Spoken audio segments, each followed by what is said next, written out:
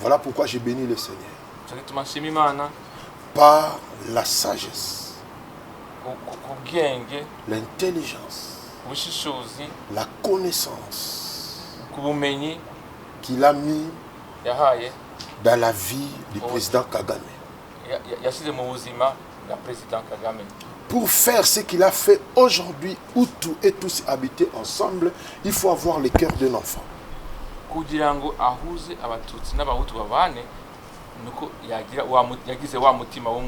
Parce que la Bible dit c'est lui qui veut y entrer dans le royaume de Dieu. Il faut devenir comme un enfant. Si il avait le cœur d'un adulte, il ne pouvait pas faire ce que nous voyons aujourd'hui. Je vous dis, peuple rwandais, vous savez, des hommes comme le président Kagame, pour les avoir, il faut 50 ans après.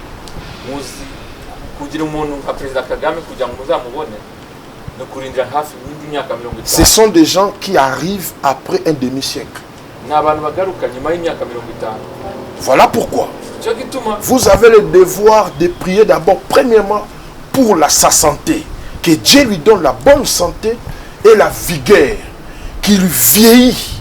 Au fur et à mesure qu'il est en train de vieillir, mais de garder sa force. Même si les jours où il ne sera pas dans les trônes, mais il soit là seulement pour orienter une nouvelle génération par de nouvelles sagesses, pour leur communiquer le cœur qu'il a.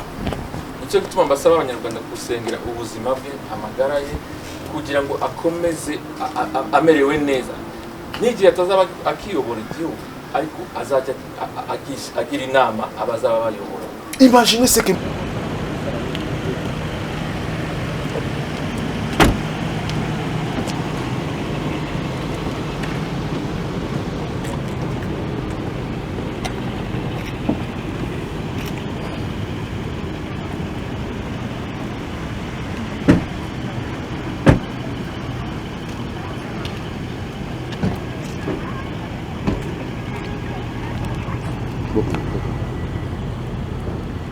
de photos.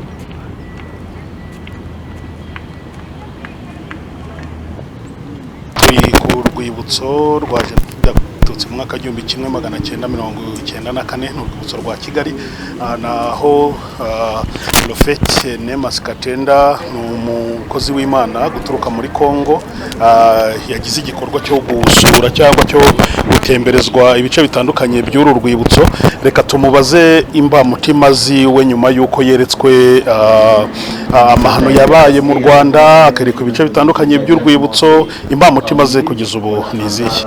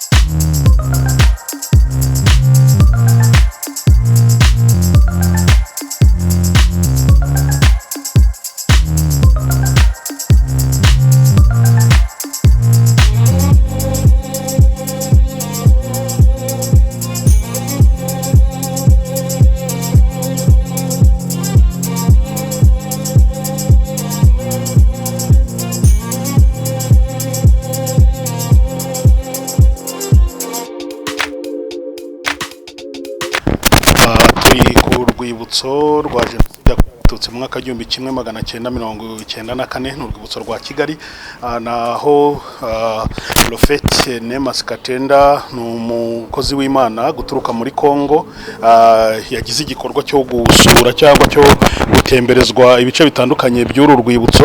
Reka tumubaze imbamutima ziwe nyuma y'uko yeretswe amahano yabaye mu Rwanda, akerekwa ibice bitandukanye by'urwibutso. Imbamutima ze kugeza ubu ni izihe? Au mémorial génocide des Tutsis perpétré en 1994. Le prophète Nema a visité le mémorial des génocides. Quelles sont ses impressions?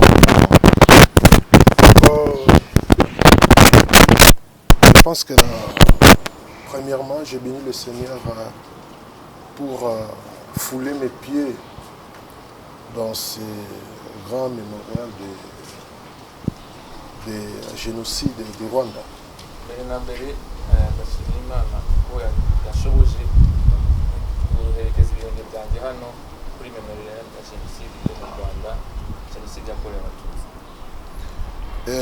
Je vais recourir à la parole de Dieu. La Bible déclare dans le livre de Exode concernant les massacres au temps de Moïse.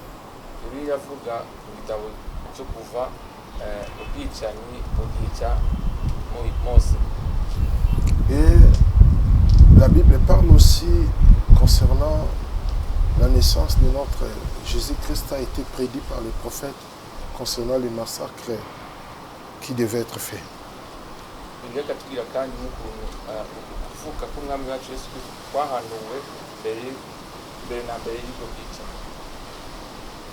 La Bible dit dans Matthieu chapitre 2 verset 16, alors Hérode voyant qu'il avait été joué par les mages,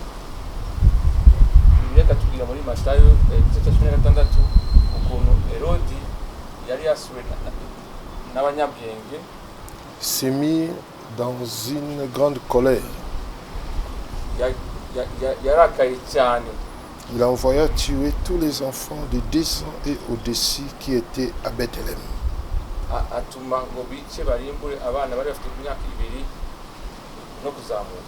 Et dans tout son territoire, selon la date, donc ils étaient soigneusement acquis auprès des mages.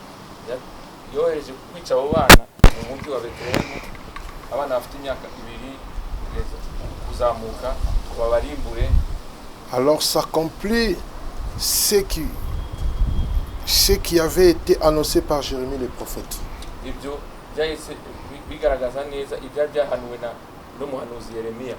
On attendit des cris de Rama,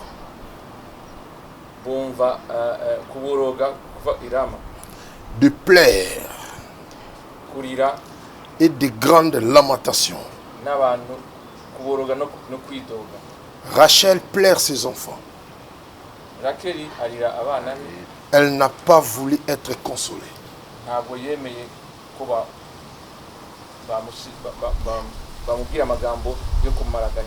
Parce qu'ils ne sont plus, parce que les enfants ne sont plus. Je pense que voir ce que nous venons de voir, ce n'est que Dieu qui est le consolateur, qui peut consoler les cœurs.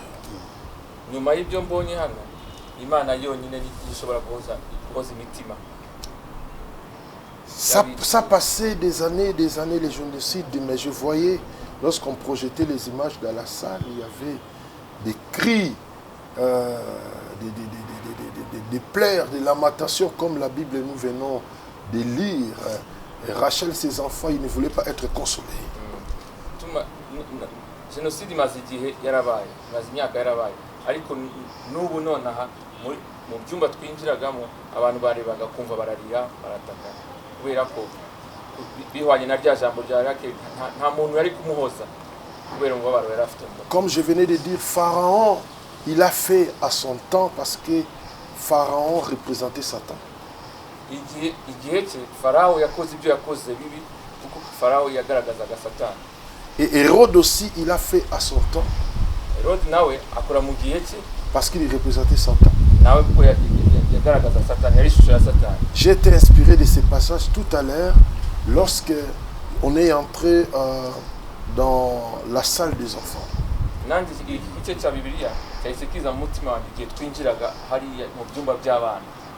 Des enfants de tout âge, de 2 ans, de au-delà. Il faut avoir le cœur d'Hérode ou le cœur de Pharaon pour agir de la sorte. Mais c'est que moi, je bénis Dieu dans tout ça. Dans le livre de Ésaïe. Ésaïe chapitre 11. La Bible dit dans le livre de Ésaïe chapitre 11, à commencer du verset 2, la Bible dit l'Esprit de l'Éternel reposera sur lui. L'esprit de sagesse, l'esprit d'intelligence, esprit de conseil, esprit de force, esprit de connaissance, esprit de la crainte de l'Éternel. Ici, on parle sur notre Seigneur Jésus-Christ. Il a au moins cet esprit en lui. Mais le cet esprit-là en lui, c'était pour un objectif. L'objectif de cet esprit commence au verset 5 d'Ésaïe 11. La justice sera le ceinture de ses flancs.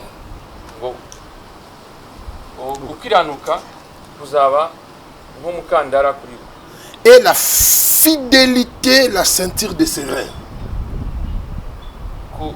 Donc il aura deux choses. Il aura une ceinture comme justice. Deuxième chose, il aura une ceinture comme fidélité.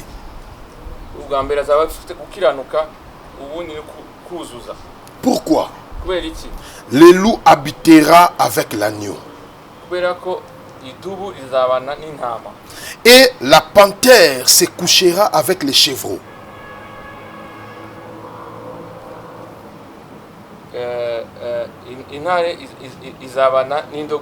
Le veau avec les lionceaux.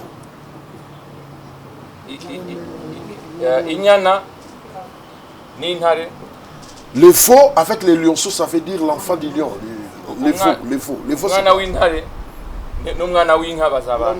Et les bétails qu'on agresse seront ensemble. Les bétails qu'on agresse seront ensemble. Et un petit enfant les conduira. Et cette la vache et l'ours auront un même pâturage. Le petit est un même gîte. Et le lion comme le bœuf mangera de la paille.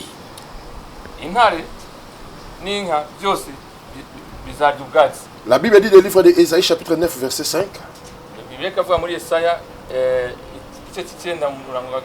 Car un enfant nous est né. Un fils nous est donné. Et la domination reposera sur son épaule. On l'appellera admirable. Conseiller. Dieu puissant. Père éternel. Prince de la paix. Et ça, Ésaïe prophétisait sur la naissance de notre Seigneur Jésus-Christ. Il est né comme un petit enfant. Mais en lui, il avait au moins cet esprit. Pour faire habiter l'agneau et le loup ensemble.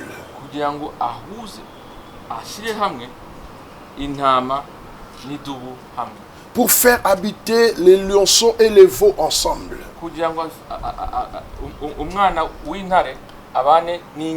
Et la Bible dit les petits enfants là les conduira ensemble. Or Jésus avait dit une parole que j'ai aimée. Il dit c'est lui qui veut hériter, entrer dans le royaume de mon Père. Il doit devenir comme un petit enfant. Voilà pourquoi j'ai béni le Seigneur. Par la sagesse, l'intelligence, la connaissance qu'il a mis dans la vie du président Kagame. Pour faire ce qu'il a fait aujourd'hui, où tout et tous habiter ensemble, il faut avoir le cœur d'un enfant.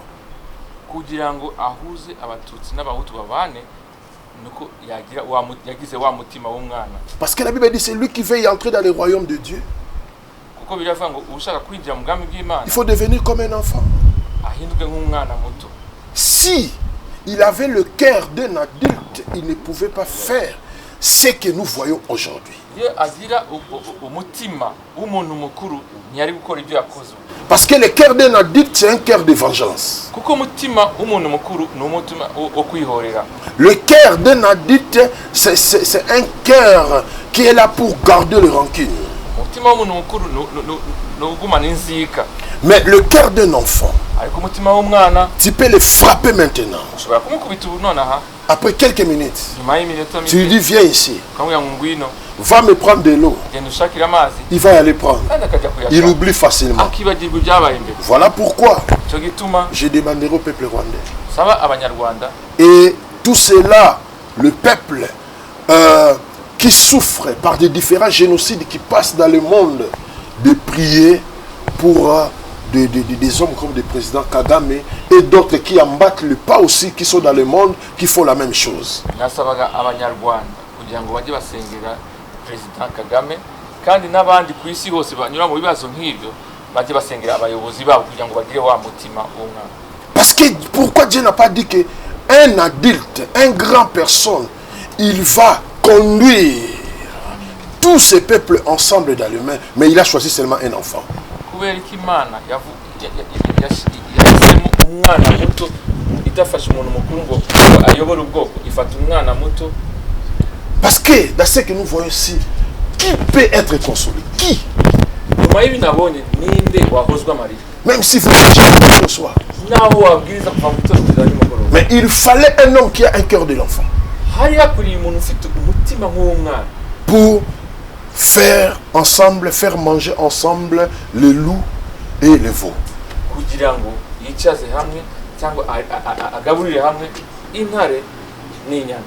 Je vous dis, peuple rwandais, vous savez, des hommes comme le président Kagame, pour les avoir, il faut 50 ans après.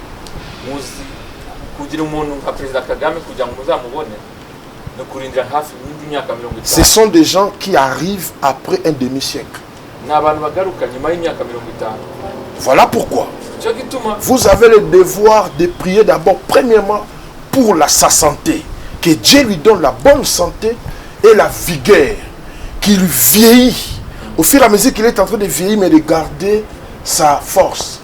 Même si les jours où il ne sera pas dans les trônes, mais il soit là seulement pour orienter une nouvelle génération par de nouvelles sagesses, pour leur communiquer le cœur qu'il a.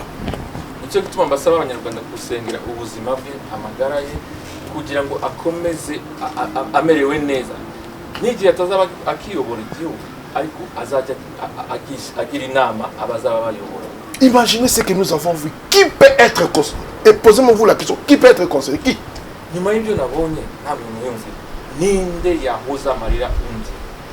Il faut avoir cet esprit-là.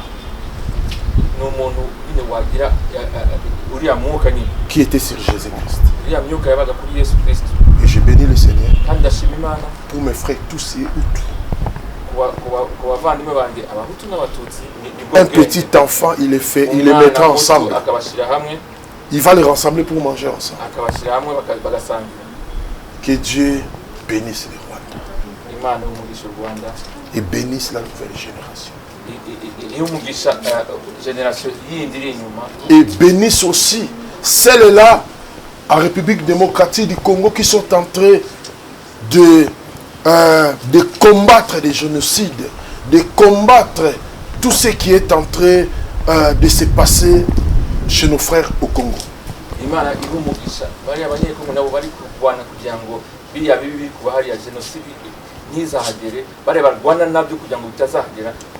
Parce que dans la salle, je n'ai pas seulement vu les génocides du Rwanda, mais j'ai vu des génocides de différentes nations du monde.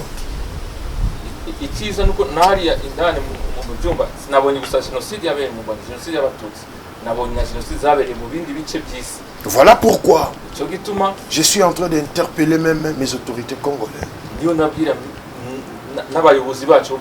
d'embattre les pas sur leurs frères à frères.